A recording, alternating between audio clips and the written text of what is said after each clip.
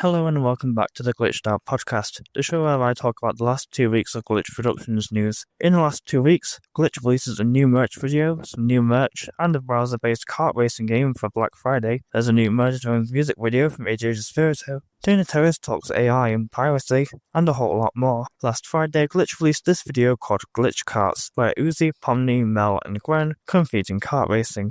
But there's a few references you might have missed. For example, this logo that appears in the beginning of the video. This was actually Glitch's first logo from 2017, when they were known as Glitchy Boy. They released a bunch of new merch too, including this poster that features a potential reference to the Ultra Jump Mania pilot thumbnail, and this text down here that says, Glitchy Boy actually made a game. And finally, the Glitch Karts game itself. If you look at the leaderboard, you'll see that all the top scores are people playing as Gwen. This is because the game is rigged so that Gwen's kart goes faster. What is it with Glitch and rigging everything? Well, I suppose they are an animation studio.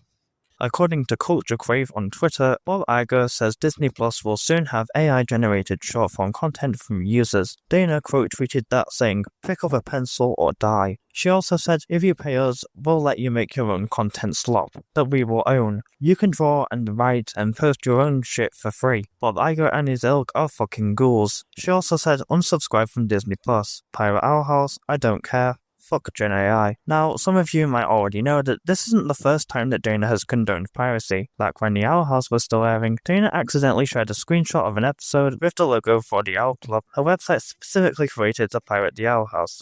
AJ Despirito released a new music video for the full version of Forever. The description reads, this was my first time fully diving into 3D animation on my own. I pretty much improvised a production pipeline based on what I wanted to do, lol. This video was primarily made in Blender, with final editing done in DaVinci with some After Effects additions. I've played with Blender before, but this time I spent months learning everything I needed to. Thank God for tutorials. I started the idea with a temp version of the main Murder Drones map Liam gave me.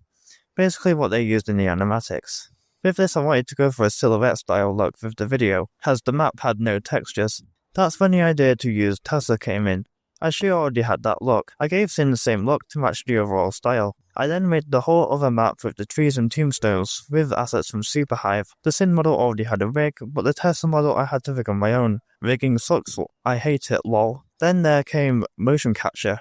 I was able to get a Rococo suit to do all my silly dances and stuff. Retargeting mocap to a character rig was a nightmare, but somehow I made it work. With all the animations on the characters, it was finally time to form the scenes. Setting up the camera shots and actually forming the video was the best part for sure. So many keyframes controlling the lights, the cameras, the sky, the cameras, the snow, and animation tweaks. I could use a slice of pizza right now. The whole Tesla sequence was printed onto VHS and recorded back onto my computer. Personally, I really like this music video. I think I liked it more than Fight Till I'm Good Enough, to be honest. So, Glitch recently redesigned their whole merch store. It features a new FAQ, some new art, but there's also been some controversy around it. The FAQ reads, Whomst is Glitch Productions. Founded in 2017 by brothers Kevin and Luke Ludwig in their Sydney, Australia bedroom, Glitch Productions was started with a singular goal, change the way the West creates teen and young adult animation. The company has grown massively since the beginning, now with 4 shows under its belt, I'll get back to that later, and hundreds of millions of global fans. Despite that, Glitch remains fully self-funded and independent, and remains dedicated to proving that indie animation is at the forefront of this industry. What is Glitch Productions? A production studio.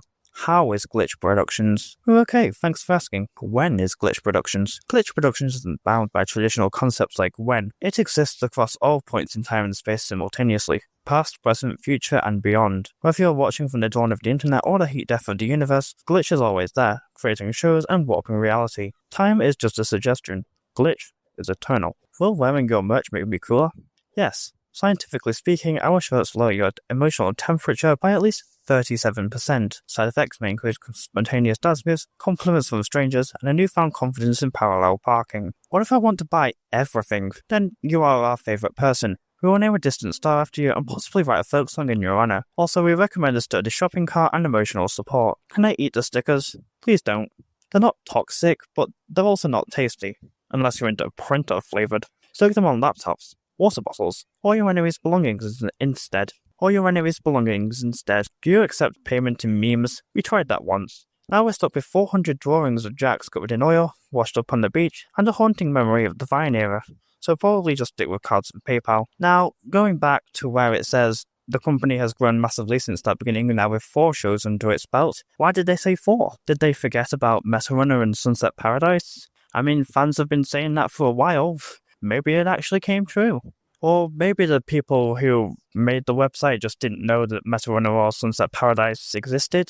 I mean, I don't blame them, they're not exactly the most mainstream shows in the world. There's also some new art on the bottom of the website, and they also got rid of the individual website designs for each show's merch, which some people were also upset about.